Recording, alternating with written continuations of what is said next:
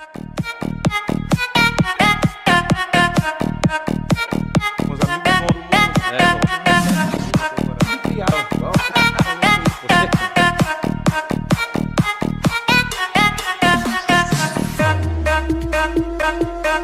Estamos chegando aqui na nossa Rede Brasil de televisão. Obrigado pelo carinho de vocês, obrigado pela audiência. Estamos chegando, hein, com mais um tema bacana para a gente discutir, debater no programa de hoje. Estamos aqui na Mania FM, na GDS Web Rádio Brasil, GDS TV Brasil. Estamos também nas nossas plataformas digitais.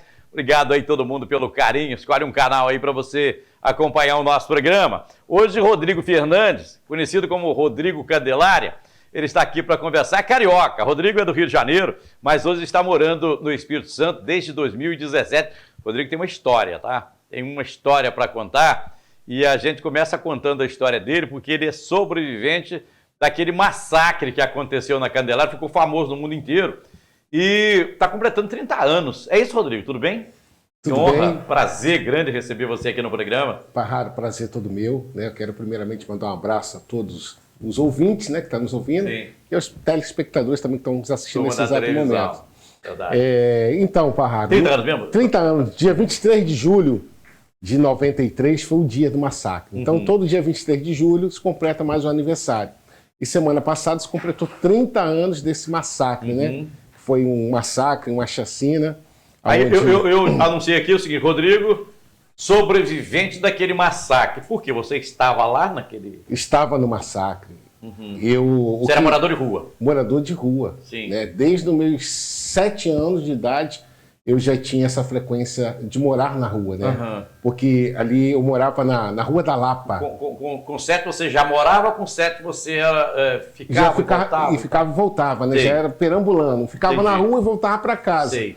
Ia para a rua, voltava para casa, tinha noite que eu já não voltava mais, já dormia diretamente na rua. Sim.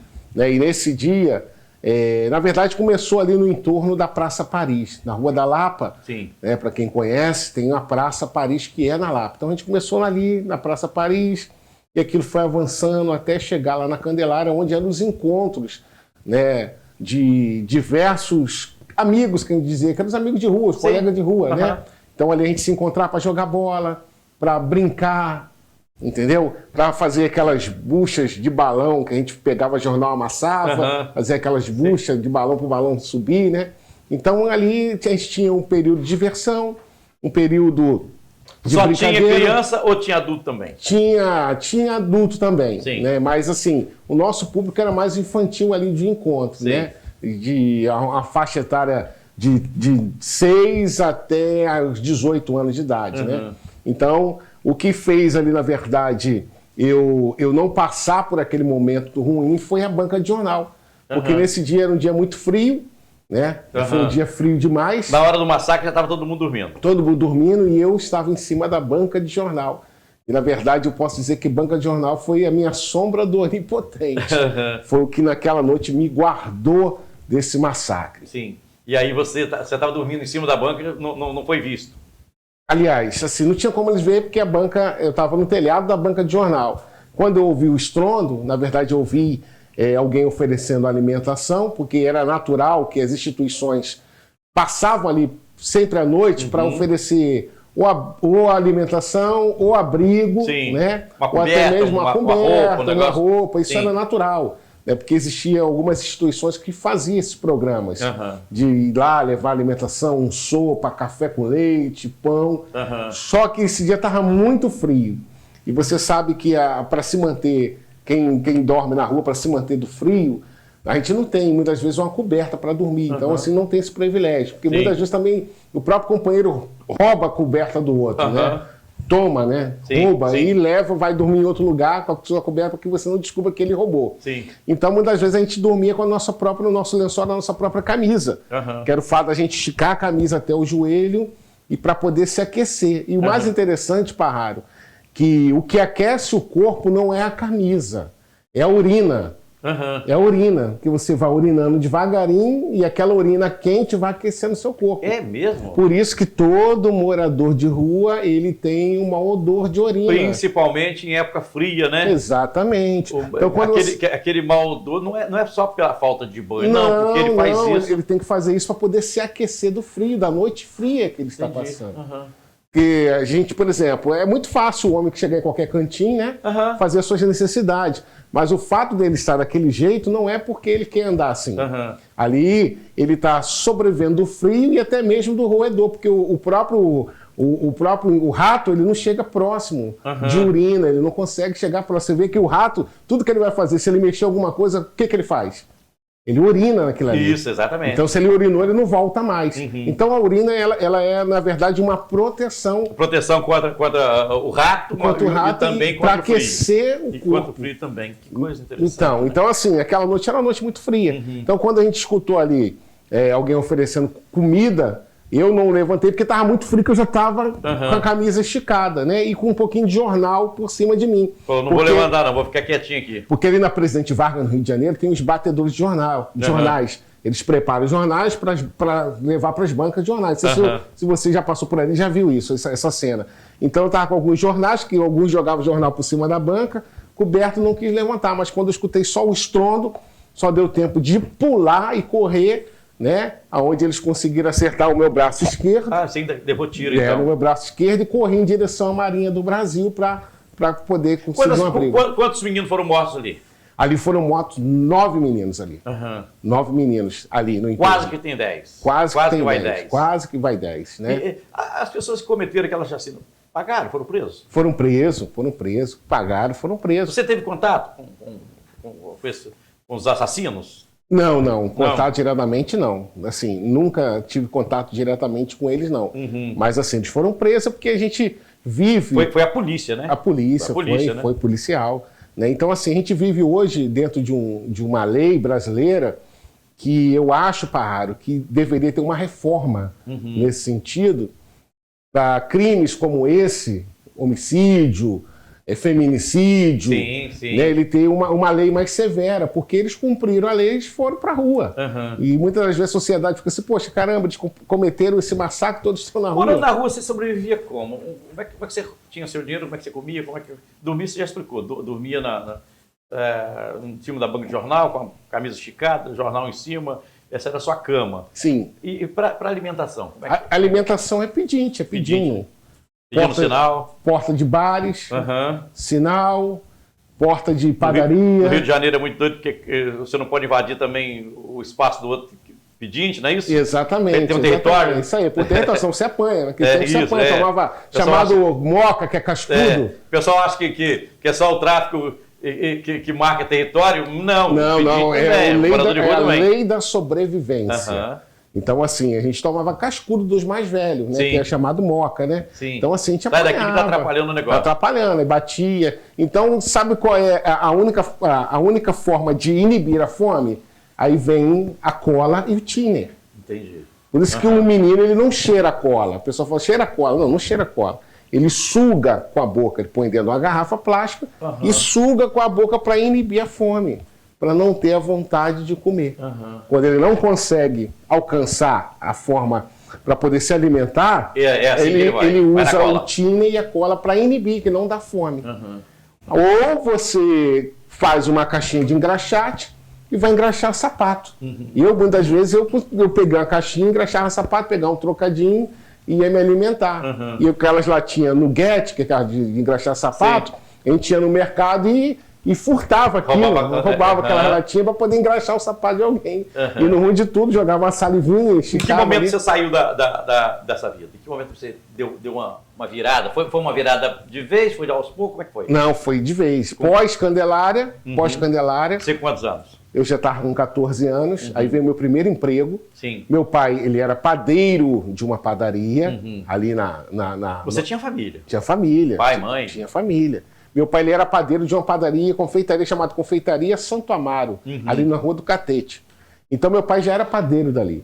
O que minha mãe fez? Pegou, me entregou para o meu pai. Eu fiquei morando no fundo da padaria sem que o português soubesse que eu estava morando naquela padaria. Português, dono da padaria? Dono da padaria. Seu Amâncio da Rocha. Seu pai te colocou lá escondido? Escondido. Quando o português descobriu que me viu lá, falou que eu não poderia ficar ali. Aí meu pai, mas eu também não posso deixar ele voltar para a mãe, porque ele teve um problema, um episódio, contou a história. E o português falou, então tá, para ele ficar aqui, ele vai ter que trabalhar. Então você dá um jeito de tirar a carteira de trabalho dele de tirar a carteira de trabalho dele para ele começar a trabalhar. E eu assinei minha carteira com 14 anos de idade com a autorização do meu pai. Meu primeiro trabalho foi de balconista de padaria. Ali naquela padaria ali, dali em diante, começou uma nova carreira, uma nova história. A vida foi mudando, né? Aí voltei a estudar.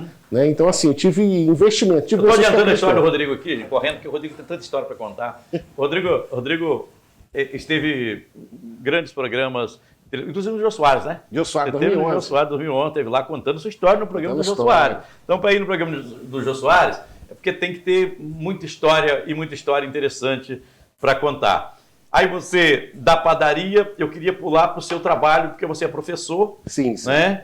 E aí você foi fazer um trabalho com os menores infratores. Sim.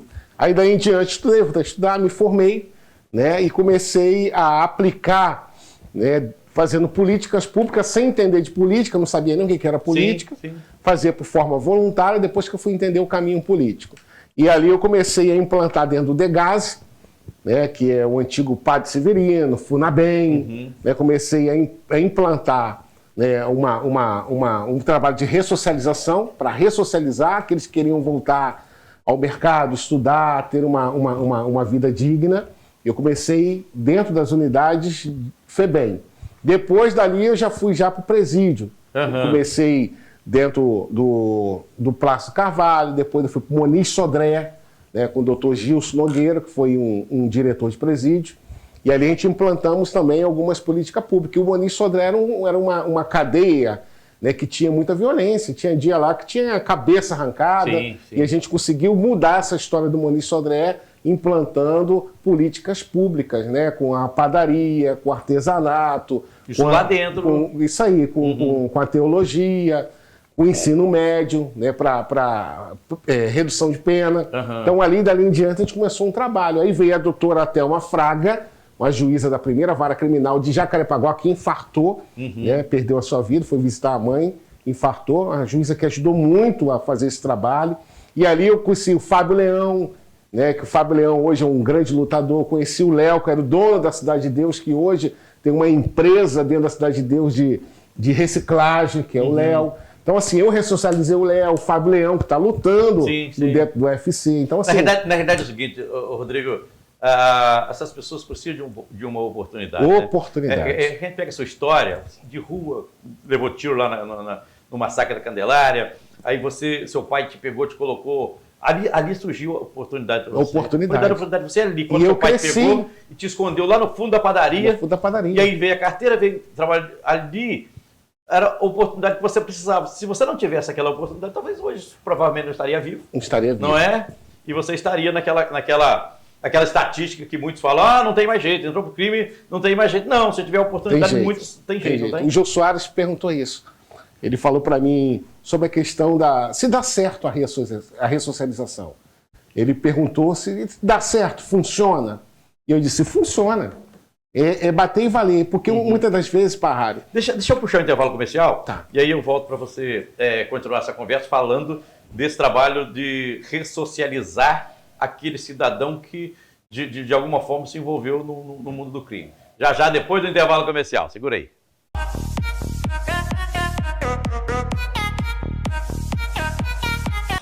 Seguindo com o nosso programa aqui na Rede Brasil de Televisão, Mania FM, GDS Web Rádio Brasil, GDS TV Brasil, também nas nossas plataformas digitais. Obrigado você pelo carinho da audiência. Cofril, sabor a toda prova, a melhor linguiça para o seu churrasco é na Cofril. Temperada, suculenta, gostosa, com ela você faz aquele churrasco que arrebenta a boca do balão e faz sucesso com todo mundo. É a melhor do Brasil, feita com pura carne de pernil, carnes nobres, uma delícia. Leve para casa Cofril, sabor a toda a prova. Turma, nosso programa hoje conversa aqui com Rodrigo Fernandes, Rodrigo Candelária, sobrevivente do massacre da Candelária que aconteceu há 30 anos atrás, faz um trabalho social no Rio de Janeiro, diversos trabalhos sociais no Rio de Janeiro, e daqui a pouco ele vai falar como é que ele veio parar no Espírito Santo. Rodrigo chegou a lançar a candidatura dele a deputado estadual no Rio, ele tinha grandes possibilidades, inclusive, de se eleger deputado estadual no Rio de Janeiro, mas largou tudo e veio parar aqui no Espírito Santo, mora em Muqui hoje. Rodrigo, então você acredita na ressocialização do cidadão? Sim. Essa foi a pergunta do Jô, se funciona a ressocialização. Parraro, a gente vive dentro de uma sociedade, tem uma sociedade que discrimina. Sim. E existe uma sociedade também que é hipócrita, né? Não Verdade. quer abrir o coração para entender. Mas quando você conversa, eu, por exemplo, que vivi dentro de alas de presídio, conhecendo história de pessoas, criminosos, ali você acaba dando uma oportunidade Sim. daquela pessoa ter a segunda chance de crescer, de avançar, de mudar a sua trajetória. Então, quando você abraça aquela pessoa, você mostra que existe um caminho como o meu, um caminho de mudança, de progressão, né, de infraestrutura que você consegue mudar. Eles abraçam, que eles falam, abraçar o papo, né? Tem a gíria.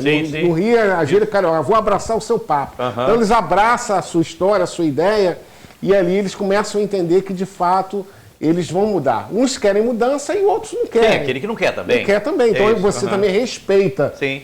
Mas só que você também explica, ó, você sabe que há caminho para um homem que parece ser perfeito, mas o seu final é caminho de morte. Então, se você quiser mudar, ser transformado, você vem para o caminho da vida. É como Deus fez com Moisés. Moisés, eis que a gente põe dois caminhos, né? O da bênção, o da maldição, o da vida ou da morte. Então, se você quer o da bênção, segue o da bênção. Se você quer o da morte, segue o da morte. Porque hoje a gente vive num mundo de muita oportunidade. Oportunidade de aliciar o jovem, né, para o mercado de trabalho, também tem a oportunidade de aliciar o jovem também para os caminhos tortuosos, que muitas das vezes alicia. Que são aliciados. Mas eu digo para você, jovem que está me assistindo nesse momento, escolha o caminho da vida, escolha o caminho da bênção e da progressão, porque hoje eu progredi. Você estava no Rio de Janeiro, tocando seus projetos lá, sua vida tranquila, você tinha um bom emprego no Rio de Janeiro e tal. Como é que você apareceu no Espírito Santo, veio morar aqui, largou tudo lá e veio para cá? Rapaz, assim, é até cômico dizer isso, né? Mas foi através de uma profecia. Deus usou um pastor aqui, né? Um apóstolo dessa cidade, que eu tenho uma admiração por ele. Vai falar o nome dele, o André, né? O André Damasceno, né? E eu estava voltando, eu era diretor do SEASA, no Rio de Janeiro, com um trabalho social muito grande. Você veio passear aqui? Eu vim tirar férias em Muqui, porque é a cidade da minha mãe, a cidade da nossa família. E quando eu estava voltando, Deus usou ele poderosamente, falou o meu nome, falou o meu apelido, fui na igreja e falou assim, ó, Deus vai soprar um vento e vai te tirar do Rio de Janeiro, vai te trazer para Muqui. Ele nem sabia que eu estava em Muqui. E passou uns 20 dias, quando fui ver, eu já estava em Muqui. Sim. E lá no Rio, eu sou padrinho de diversos programas sociais. Um deles é o... Continua, morando aqui, mas continua? Continuo sendo padrinho. Um deles é o Faixa Preta de Jesus, que é um trabalho imenso, que é em Nova Iguaçu, que é do Ricardo, Faixa Preta, um rapaz que saiu das drogas, também ressocializado, né? E ali eu coloquei o mestre José o Destaque, que é do mestre dos campeões do UFC, o Ronaldo Jacaré, o nosso parceiro, né? O Alano Guedes também é o nosso parceiro, Demian Maia e outros nomes do UFC também, que é o nosso parceiro desse projeto. E ali a gente conseguiu uma parceria com o próprio Neymar Júnior, né? Com o Aranha, que é o Anderson Silva, e diversos outros atores, Marcelo Falcão, Ivete Sangalo, tudo parceria para alimentar. O projeto atende 1.000 crianças, na parte esportiva, na parte alimentar, tá? Sim. E isso de comunidade carente, pessoas... Funciona. Você pode pesquisar a Faixa Preta de Jesus. Isso está funcionando, você vai ver lá. E além disso também, aula de espanhol e inglês para as crianças. Olha só, uma parceria de uma grande empresa lá. E além disso também com um incentivo também de alguns parceiros que apoiam. E além desse projeto, que a própria novela Paola Oliveira foi gravar lá, a novela foi gravar lá, dentro do projeto Faixa Preta. E só para você entender, o Rodrigo Minotauro casou também, conheceu a sua namorada, a sua noiva, e foi ao casamento, Rodrigo Minotauro, né? Por conta do projeto Faixa Preta de Jesus. É um projeto que a gente é parceiro, e além do Faixa Preta eu tenho o Favela Surf Clube, que já é lá no Morro do Vidigal, né, onde a gente conseguiu com o Luciano Huck levar o Lado Oscilar. É um projeto do Petão, que eu também sou padrinho e parceiro de grandes projetos sociais de ressocialização. Aonde tem ressocialização, eu sou padrinho. Aonde tem ressocialização, tem o meu apoio. Aonde está fazendo bem para a sociedade, Parraro, tem o meu apoio, tem a minha marca também. Nessas casas onde você prestou serviço lá com um menor infrator, esse jovem, você quantos por cento quer mudar de vida? Parraro, o que falta muitas vezes são políticas públicas. Porque senão a gente fica no efeito enxuga-gelo. Sim.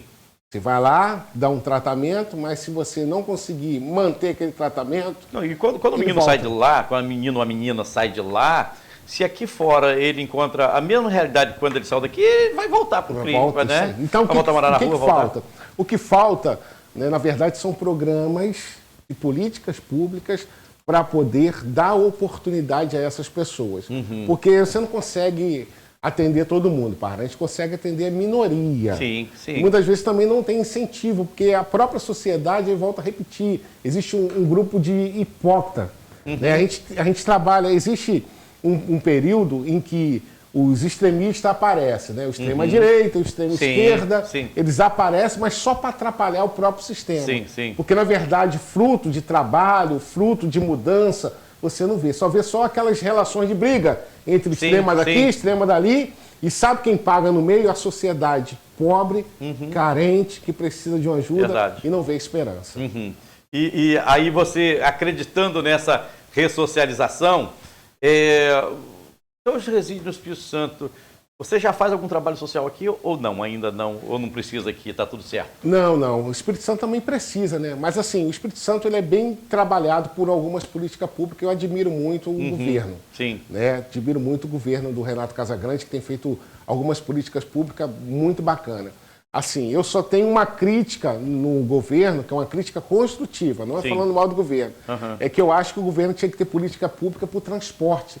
Para aquele trabalhador que está lá na área rural, como eu, por exemplo, eu tenho que pagar uma passagem cara para chegar até o meu mercado de trabalho. Eu acho que se houvesse políticas públicas como o Rio de Janeiro tem, que é o bilhete único, uma diminuição de passagem, né, para aquela pessoa poder ir trabalhar, eu acho que o comerciante ou até mesmo o empresário daria mais oportunidade para esse viés. Mas existem políticas públicas, sim, dentro do Espírito Santo para tratar dessa pobreza, dessa linha da pobreza. O Rio tem menos ou o Rio, a clientela é maior para atender? Porque o Rio é um negócio louco, né? O Rio é loucura, né, Parraro? O Rio tem de tudo, né? As pessoas, muitas vezes, se iludem com o Rio de Janeiro. É a cidade maravilhosa? Sim. Não tem como discutir. As praias belíssimas, os pontos turísticos maravilhosos. Mas não é só isso. Mas não é só isso. Atrás dessa beleza natural, tem lá os crimes organizados, tem a violência, né? Você não pode andar com um telefone, você não pode andar bonitinho, que nem eu estou bonitinho, com um relógio bonitinho, um cordãozinho no pescoço, que lá eles arrancam o pescoço com tudo. Então, assim, o Rio de Janeiro tem isso, tem as maravilhas. Eu falo do Raul Seixas, quando ele saiu do Rio e foi para São Paulo, e na primeira entrevista dele, a repórter perguntou: por que você largou o Rio? Porque o Rio é muito mentiroso. Aquele Cristo de braço aberto, aquilo é mentira pura.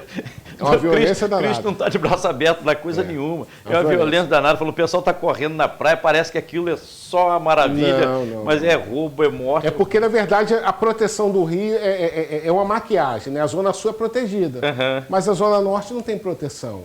Você vai na Zona Sul, onde moram os bacanas, tem lá o índice de policiamento. Lá está seguro. Polícia por 1 metro quadrado. Agora, dentro da Zona Norte, o próprio centro ali, que tem alguns programas chamados Centro Presente, mas não consegue combater ali os furtos, pequenos furtos. Você não pode andar com celular, Parraro. Que vai perder. Não, se botou na ouvido, quando você menos esperar, passou alguém de bicicleta, já levou. Já levou. Um cordão, né? Puxa, brinco, puxa, pulseira, relógio. Você tem que andar no Rio sem nada. Se bobear nessas regiões, só de sunga de praia. Você veio para morar e ficar aqui no Espírito Santo mesmo? Sim, sim. Agora você quer ficar aqui? Quero ficar. Conheceu a tranquilidade de Muqui, você não quer saber de outra coisa? Eu tenho uma adolescente de 14 anos de idade que não quer outra vida. É mesmo? Não volta. E olha que adolescente gosta de um troço mais... Não gosta. Ela diz para mim, pai, fala pra gente, ó, eu não quero voltar, não. Né? Porque você vê uma tranquilidade, Muqui é uma cidade maravilhosa. Verdade. Né? Não tem que falar ali, existe lá, né, as suas dificuldades, como toda cidade tem, dificuldade.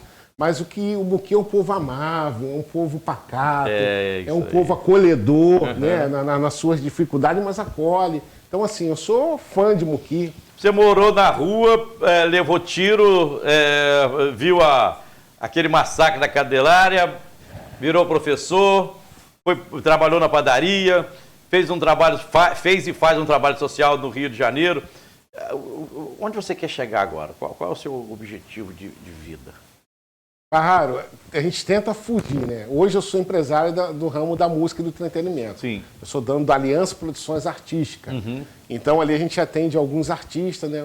E a gente usa até os artistas, voltando à fala do trabalho social que a gente faz alguns shows beneficentes, arrecada algumas cestas e acaba doando para essa sociedade. Ano retrasado eu fiz um evento em Muqui, que foi o Davi Sarce, chamado Natal Feliz com Jesus, que é um projeto que eu já faço já antigo. E ali eu recebi até doação, o próprio Juninho foi um parceiro, né, o Júnior Correia, junto com o Zezé lá com o Frio. Meu parceiro aqui e programa, doou pra gente lá bastante cesta básica. O que a gente fez? Eu não fiz política com isso. Eu não faço política usando a miséria e usando também né, a dificuldade de alguém. Então, a política não se faz desse jeito. Né? Querendo ver o mal de alguém para você aproveitar e fazer uma política. Não se faz isso. Existe uma frase do Herbert de Souza, o Betinho, que diz: quem tem fome tem pressa. Então, eu sempre fiz esses projetos de arrecadação para doação. E doamos para o CRAS. Tanto é que eu não fiquei com uma cesta básica. Quando o Júnior me ligou dizendo assim, estou mandando um caminhão para ele, eu falei, Júnior, manda direto para o CRAS. Algumas pessoas me criticaram, né, achou que eu não tinha que ter feito isso, teria que ter feito de outra forma. E eu achei melhor doar para o CRAS, porque eu não queria usar aquela marca para uma marca política. Claro, é evidente que hoje, em 2024, a gente está trabalhando um projeto político para a cidade, para tentar trazer o crescimento para aquela cidade, investindo no jovem, no idoso, na terceira idade, na saúde, né? Porque a gente vê de madrugada, o Parraro, as pessoas acordando 4 da manhã para ir fazer a hemodiálise, né? Andando distância, quilômetros, saindo de casa para poder fazer isso. Então, assim, eu acho que a gente vai lutar para que o próprio muquiense, a família do muquiense ali não saia para poder fazer hoje você está envolvido num projeto desse aí lá? Um projeto desse, lutando, né? Lutando para a gente trazer uma infraestrutura para a cidade. Bacana. Por exemplo, Muqui não gera mais muquiense. Muqui está gerando cachoeirense, mimosense. Não tem mais muquiense. Então tem que voltar ao centro cirúrgico. Então eu estou nessa luta aí para a gente trazer uma infraestrutura para a cidade. Eu quero agradecer muito sua vinda aqui no programa, tempo estourado aqui. Foi uma alegria muito grande conversar, conhecer um pouco da sua história, que tem uma história muito triste lá no começo da sua história, né? Morando na rua, levando tiro, estando dentro daquele massacre que aconteceu, mas depois você tem uma história de superação muito bacana, muito legal, e um retrato de que é possível ressocializar o cidadão, sim, basta ter uma oportunidade. Sim. Todo mundo vai se ressocializar? Não. Mas uma parte quer e vai. Obrigado, amigo. Um abraço. Eu que agradeço, Parraro. Quero mandar um abraço a todos vocês e deixar minha rede social aqui. Sim, por favor. O Instagram, Rodrigo Candelária. Tá lá, Aliança Produções, Rodrigo Candelária. E tem um logozinho Aliança Produções. Né? Facebook, Rodrigo Fernandes, ok? E o meu WhatsApp, para quem quiser entrar em contato, você que tem um familiar que precisa de ressocialização, ser cuidado, só procurar a gente no 28 95 vezes 99999 7997. Tem 9 pra caramba, né?